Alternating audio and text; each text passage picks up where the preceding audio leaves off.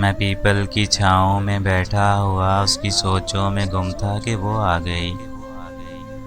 मेरे हाथ पर अपना रेशम नमा हाथ रखा तो बोली। परेशान हो? मैंने बोला कि हाँ, मैं परेशान हूँ। डुबडबाती सी आंखों में हैरत लिए मेरी आंखों में देखा तो कहने लगी। क्यों परेशान हो? मैंने बोला, ज़माना बड़ा ही जफाकार है, जाने मिलने भी देगा हमें या नहीं। सुन के हंसने लगी और इतना हंसी कि उसे ये खबर ही नहीं। उसकी आंखों से निकले हुए अश्क फिर उसकी गालों पे बनते भंवर में समाने लगे और कहने लगी। बस सभी डर गए। इश्क इतना भी कमज़ोर होता नहीं कि ज़माने की सब साजिशों को हरा ना सके। तुमने देखे कहाँ हैं वो कच्चे घड़े? तुमने लैला और मजनू के किस्से पढ़े? तुमने सेहरा में सस्ती पुकारा नहीं, ना ही रांझा बने ना ही साधु बने, बन के फरहाद को हसार काटे नहीं।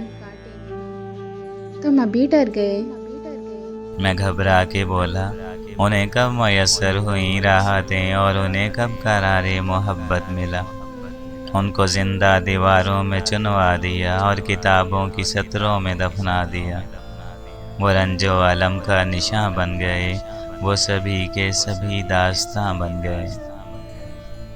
फिर से हंसने लगी और अब के हंसी में वो दीवानगी थी कि आंखें यकीन से चमकने लगी और बोली। वो रुके तो नहीं, वो झुके तो नहीं, ज़माने की सब तलखियों को सहा, साथ चलते रहे, चाहे जलते रहे। हाथ छूटे नहीं, शब्द टूटे नहीं।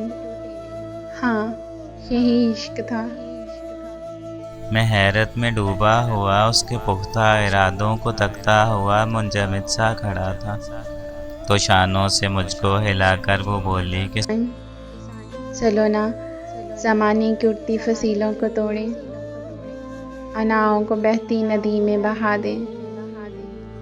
चलो ना, ज़माने को हम ये बता दें, इश्क वालों का अपना ही दस्तूर है।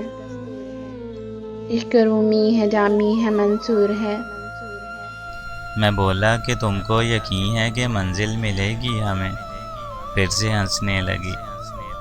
हंसने लगी और हंसती गई और कहने लगी, तुम तो पागल हो, इतना यकीन भी नहीं। इश्क सच्चा हो आतिश निगल जाता है, इश्क कामिल हो दुनिया से लड़ जाता है। चलो ना, चलो आओ चले, चाहे रंजो अलम का निशान ही बने, सुरखरू गर ना हो दास्तां ही बने। चलो आओ चले, जब्त की आखिरी हद से आगे चले। चलो ना। चलो आओ चलें।